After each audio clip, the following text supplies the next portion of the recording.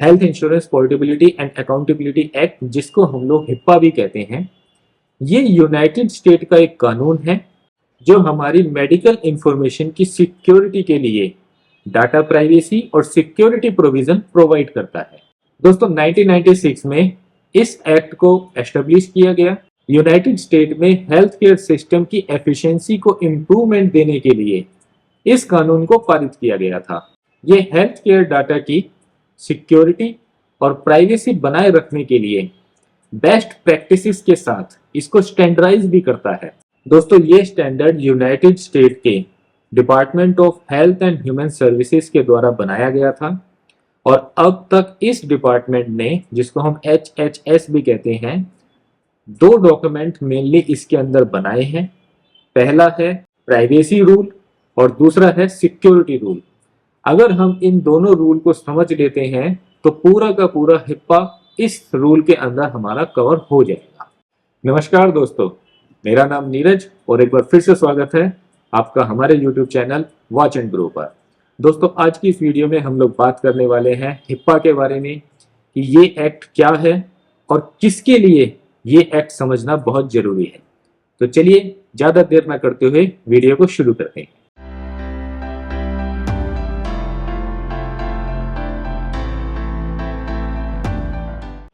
दोस्तों अब हमारे मन में एक प्रश्न उठता है कि इस कानून की आवश्यकता क्या है, क्यों बनाया गया।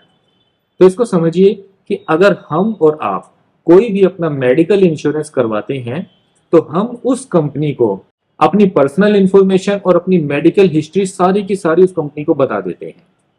और पिछले कुछ समय में देखा गया है कि उन कंपनीज के ऊपर साइबर अटैक और रैंसमवेयर अटैक हुए हैं जिसमें हमारे उस डाटा को ब्रीच करा गया है। और इनडायरेक्टली हम कह सकते हैं कि इससे हमारे को ही नुकसान होता है अगर हमारा डाटा चोरी हो जाता है। तो उस डाटा की सिक्योरिटी के लिए, उस डाटा की सेफ्टी के लिए गवर्नमेंट ने ये हिप्पा एक्ट जो है ये लागू किया है ताकि इंश्योरेंस कंपनी या उसके बिजनेस एसोसिएट उस डाटा को चोरी होने से बचाएं, उस डाटा को चोरी होने ना दें। दोस्तों जैसे नाम से ही लगता है कि हिप्पा हेल्थ इंश्योरेंस एक्ट, तो ये एक्ट सिर्फ हेल्थ इंश्योरेंस कंपनी के लिए ही बनाया गया होगा, ऐसा नहीं है। ये एक्ट जो है ये गवर्नमेंट ने हमारी और आपकी सुरक्षा को ध्यान में रखते हुए बनाया गया है। तो इसलिए इस एक्ट का जो फायदा है वो अल्टीमेटली हमें ही होने वाला है, या इस एक्ट की जानकारी उस कंपनी को भी होनी चाहिए जो company as a business associate किसी बड़े हॉस्पिटल के साथ में या फिर किसी हेल्थ इंश्योरेंस कंपनी के साथ में काम करती है, क्योंकि ये एक्ट उतना ही उन पर भी लागू होता है जितना हेल्थ इंश्योरेंस कंपनी के ऊपर लागू होता है। और इस एक्ट को समझना इसलिए भी जरूरी हो जाता है क्योंकि इसके अंदर पेनल्टी क्लॉज भी है। अगर आपकी वजह से किसी भी पेशेंट का डाटा लीक हो जाता है, चोरी हो जाता है, हैक हो जाता है, तो एक्ट के अनुसार उस कंपनी के ऊपर पेनल्टीज लगाने का भी प्रोविजन है। इसलिए इसको और अधिक समझने के लिए इस वीडियो को अंत तक जरूर देखें। दोस्तों जैसा आपने समझा, हिप्पा यूनाइटेड स्टेट के द्वारा बनाया गया एक कानून है जो पेशेंट के हितों का ध्यान रखने के लिए बनाया गया है। आइए अब समझते हैं what is the purpose of HIPAA. HIPAA के 2 मुख्य उद्देश्य हैं। अपनी नौकरी खोने या बदलने वाले वर्कर के लिए continuous health insurance coverage provide करना और अल्टीमेटली एडमिनिस्ट्रेटिव और फाइनेंशियल ट्रांजैक्शन के इलेक्ट्रॉनिक ट्रांसमिशन को स्टैंडर्डाइजिंग करके हेल्थ केयर की कॉस्ट को कम करना, ये हिप्पा का पहला उद्देश्य है। और हिप्पा का जो दूसरा उद्देश्य है जिसमें हेल्थ इंश्योरेंस और इंश्योरेंस डिलीवरी में दुरुपयोग, धोखाधड़ी और बर्बादी का मुकाबला करना और long term health care services और हेल्थ इंश्योरेंस में सुधार करना ताकि उसको आसानी से कराया जा सके। अगर हम बात करें कि हिप्पा के कौन कौन से कंपोनेंट हैं, तो यहाँ पे मैं बताना चाहूंगा कि हिप्पा के 5 मेन कंपोनेंट हैं जिसको हम लोग टाइटल्स में डिफाइन करते हैं। पहला टाइटल है HIPAA health insurance reform. Title 1 उन व्यक्तियों के लिए हेल्थ इंश्योरेंस कवरेज की सुरक्षा करता है जो नौकरी खो देते हैं या नौकरी बदलते हैं। ये ग्रुप हेल्थ प्लान्स को स्पेसिफिक डिजीज और प्री एग्जिस्टिंग कंडीशन वाले व्यक्तियों को कवरेज से वंचित करने और लाइफ टाइम कवरेज सीमा निर्धारित करने से रोकता है। टाइटल नंबर 2 है हिप्पा एडमिनिस्ट्रेटिव सिंप्लीफिकेशन। इस टाइटल के तहत US department of health and human services को इलेक्ट्रॉनिक हेल्थ केयर ट्रांजैक्शन के प्रोसेसिंग के लिए नेशनल स्टैंडर्ड्स को एस्टेब्लिश करने का निर्देश देता है। इसके लिए हेल्थ केयर ऑर्गेनाइजेशन को हेल्थ डाटा तक सिक्योर इलेक्ट्रॉनिक एक्सेस को इम्प्लीमेंट करने और एचएचएस द्वारा निर्धारित प्राइवेसी रेगुलेशन के कंप्लायंस में रहने की भी आवश्यकता है। टाइटल 3 के अंदर HIPAA tax related health provisions की बात करता है। टाइटल 3 में मेडिकल केयर के लिए टैक्स रिलेटेड प्रोविजन और गाइडेंस इंक्लूड है। टाइटल 4 है अपना application and enforcement of group health plan requirements. Title 4 के अंदर आगे हेल्थ इंश्योरेंस रिफॉर्म को डिफाइन करता है, जिसमें पहले से प्री एग्जिस्टिंग कंडीशन वाले व्यक्तियों और कंटिन्यूअस कवरेज चाहने वालों के लिए प्रोविजन इंक्लूड है। टाइटल 5 के अंदर बात करते हैं रेवेन्यू ऑफसेट की। टाइटल 5 में कंपनी ऑन्ड लाइफ इंश्योरेंस और इनकम टैक्स पर्पस के लिए अपनी यूएस सिटीजनशिप खोने वालों के ट्रीटमेंट के प्रोविजन इंक्लूड है। दोस्तों, हेल्थ एंड ह्यूमन सर्विसेज का office for civil rights HIPAA को एनफोर्स करता है, ऑडिट करता है और अगर कोई नॉन कन्फर्मिटीज पाई जाती है तो उसको पेनल्टी भी जारी कर सकता है। इसलिए किसी भी हेल्थ केयर ऑर्गेनाइजेशन को हिप्पा वायलेशन बहुत महंगा साबित हो सकता है। दोस्तों, अब बात करते हैं हिप्पा कवर्ड एंटिटीज की। ये हिप्पा का जो एक्ट है वो किस किस ऑर्गेनाइजेशन पर लागू होता है। एक हिप्पा कवर्ड एंटिटीज कोई भी ऐसी ऑर्गेनाइजेशन या कॉर्पोरेशन हो सकती है जो सीधे प्रोटेक्टेड हेल्थ इंफॉर्मेशन, जिसे हम पीएचआई कहते हैं, या पर्सनल हेल्थ रिकॉर्ड्स, जिसको हम पीएचआर कहते हैं, को हैंडल करते हैं। कवर की गई संस्थाओं को पीएचआई और पीएचआर के सुरक्षा के लिए हिप्पा और हाईटेक, जिसके फुल फॉर्म है health information technology for economics and clinical health act का पालन करना आवश्यक है। कवर्ड एंटिटी जो है उसको हम लोग 3 कैटेगरीज में डिफाइन कर सकते हैं। पहली है हेल्थ केयर प्रोवाइडर, जिसके अंदर हेल्थ केयर प्रोवाइडर में इंक्लूड होते हैं doctors, clinic, psychologist, dentist, chiropractors, nursing homes और फार्मेसी। सेकंड है हेल्थ प्लान। हेल्थ प्लान के अंदर इंक्लूड हो सकते हैं हमारे health insurance companies, health maintenance organizations, company health plans and government health care programs such as Medicare, Medicaid and military health care programs. तीसरे नंबर पर आता है हेल्थ केयर क्लियरिंग हाउस, ऐसी एंटिटी जो किसी अदर एंटिटी से प्राप्त नॉन स्टैंडर्ड हेल्थ इंफॉर्मेशन को स्टैंडर्ड फॉर्मेट में या इसके विपरीत प्रोसेस करती हैं। उदाहरण में हेल्थ डाटा के मैनेजमेंट के लिए बिलिंग सर्विसेज और कम्युनिटी हेल्थ केयर सिस्टम हो सकते हैं। दोस्तों, बात करते हैं what are HIPAA business associates and their contract requirement. HIPAA के अंदर बिजनेस एसोसिएट कौन कौन हो सकते हैं। हिप्पा एक बीए को किसी भी ऑर्गेनाइजेशन या व्यक्ति के रूप में डिफाइन करता है जो एक कवर्ड एंटिटीज के साथ मिलकर काम कर रहा है या जो पीएचआई या पीएचआर को हैंडल या डिस्क्लोज करता है। हाईटेक एक्ट के तहत कोई भी हिप्पा बीए जो हेल्थ केयर प्रोवाइडर या इंस्टीट्यूशन की सेवा करता है एचएचएस के अंदर ओसीआर द्वारा ऑडिट के अधीन होता है और उसे डाटा उल्लंघन के लिए जवाबदेह ठहराया जा सकता है और नॉन कंप्लायंस के लिए पेनलाइज्ड भी किया जा सकता है। एचएचएस के अकॉर्डिंग कुछ बीएस के एग्जाम्पल हैं, जैसे जब हेल्थ प्लान के क्लेम को प्रोसेसिंग करने में सहायता के लिए किसी थर्ड पार्टी एडमिनिस्ट्रेटर का उपयोग करते हैं तो वो बीए हो सकता है। यदि एक सर्टिफाइड पब्लिक अकाउंटेंट फर्म किसी हेल्थ केयर प्रोवाइडर को अकाउंटिंग सर्विसेज प्रोवाइड करती है और उसके पास प्रोटेक्टेड हेल्थ इंफॉर्मेशन तक पहुंच है तो वो भी बिजनेस एसोसिएट कहलाएगा। जब एक हॉस्पिटल के पास एक कंसल्टेंट होता है जो यूटिलाइजेशन को रिव्यू करता है, वो भी बीए हो सकता है। जब कोई हेल्थ केयर क्लियरिंग हाउस किसी हेल्थ केयर प्रोवाइडर के लिए एक नॉन स्टैंडर्ड फॉर्मेट से एक स्टैंडर्ड फॉर्मेट में क्लेम को ट्रांसलेट करता है और फिर पेयर को प्रोसेस ट्रांजैक्शन भेजता है, वो भी बीए हो सकता है। जब एक फिजिशियन एक इंडिपेंडेंट मेडिकल ट्रांसक्रिप्शनिस्ट की सर्विसेज का यूज करता है, वो भी बीए हो सकता है।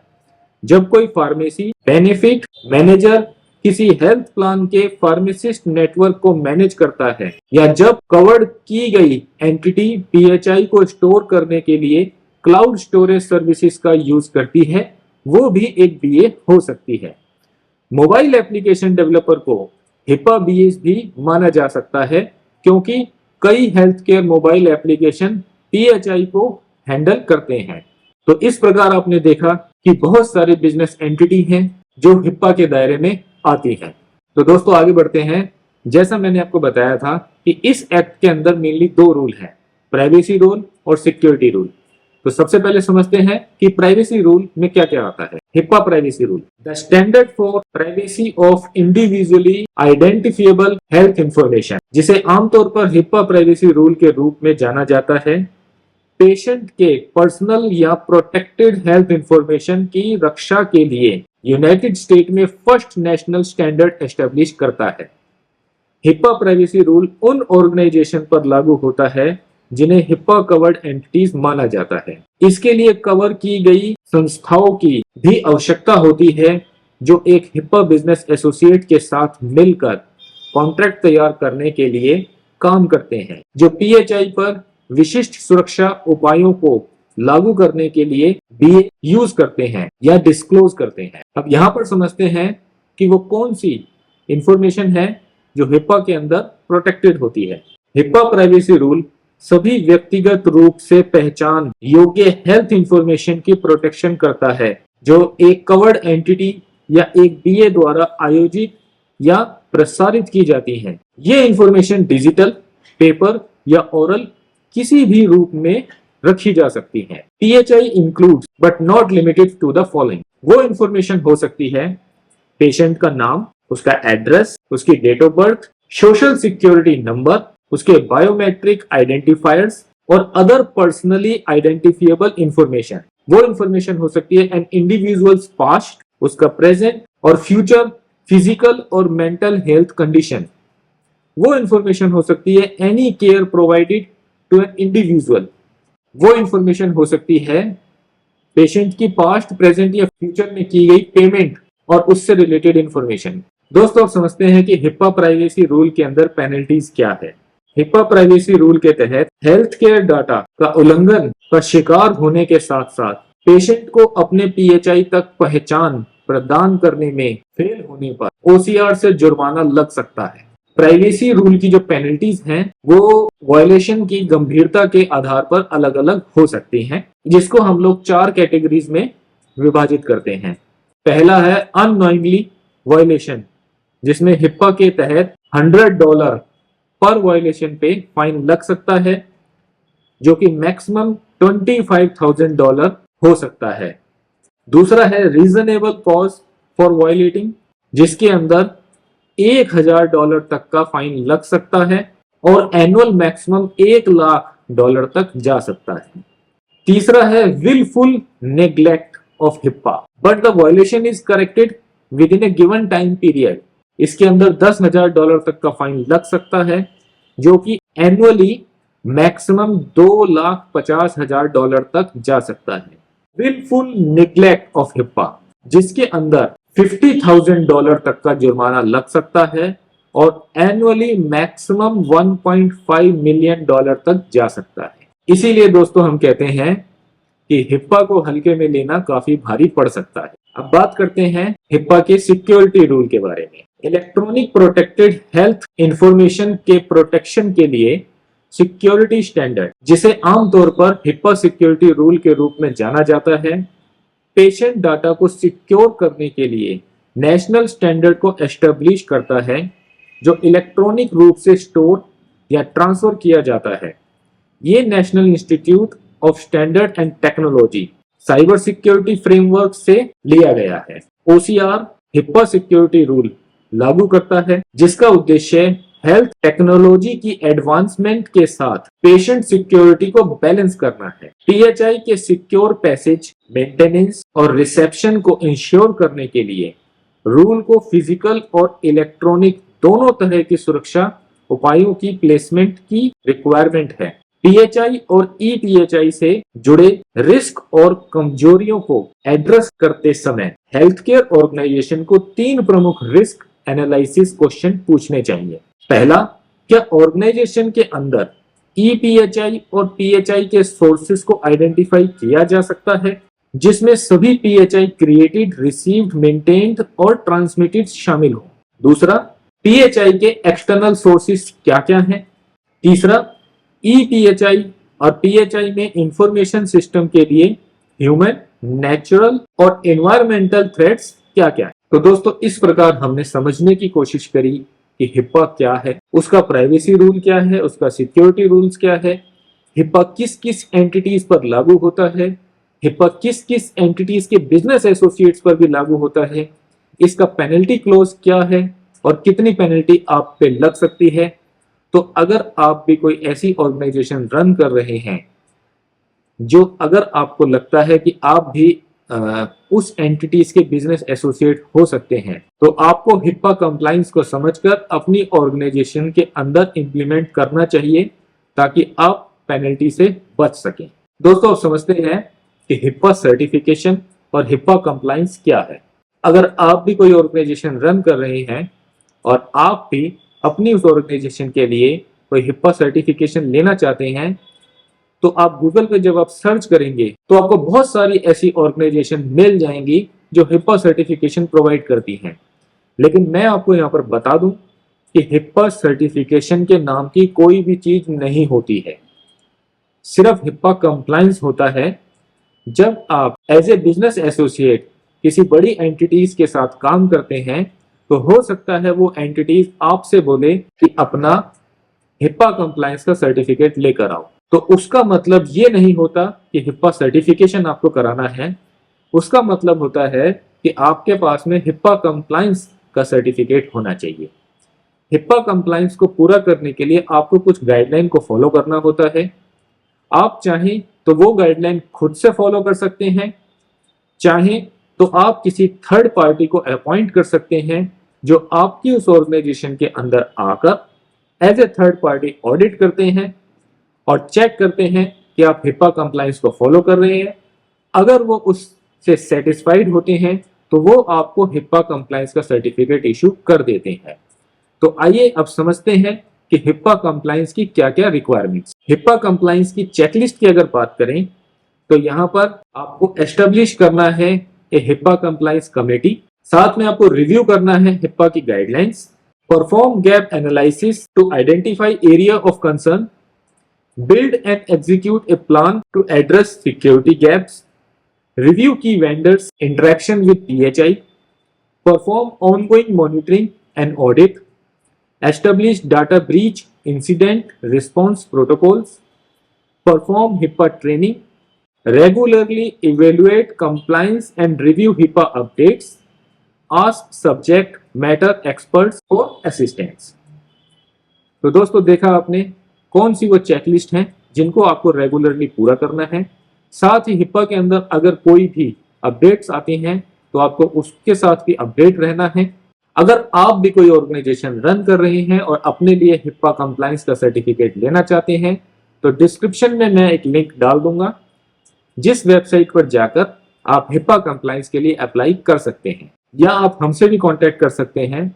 हमारी company Bargoti services private limited HIPAA compliance को पूरा करने में आपकी मदद कर सकती है। तो दोस्तों, उम्मीद करते हैं हिप्पा से रिलेटेड बहुत सारी जानकारी आपको मिल गई होगी। आपको हमारा ये प्रयास कैसा लगा हमें कमेंट करके जरूर बताएं, और हिप्पा से रिलेटेड अगर और भी कोई आपकी क्वेरी है तो आप हमसे कांटेक्ट कर सकते हैं। तो इसी के साथ इस वीडियो को एंड करते हैं। दोस्तों, अगर आपको हमारा ये प्रयास अच्छा लगा हो तो वीडियो को लाइक करें, सभी फ्रेंड्स के साथ शेयर करें। अगर आपने हमारा चैनल सब्सक्राइब किया हुआ है तो दिल से थैंक यू है, और अगर आप इस चैनल पे नए हैं तो जाते जाते चैनल को सब्सक्राइब करना मत भूलिएगा। तो मिलते हैं आपसे फिर किसी नई वीडियो में, फिर किसी नए टॉपिक के साथ में। तब तक के लिए धन्यवाद। जय हिंद, जय भारत।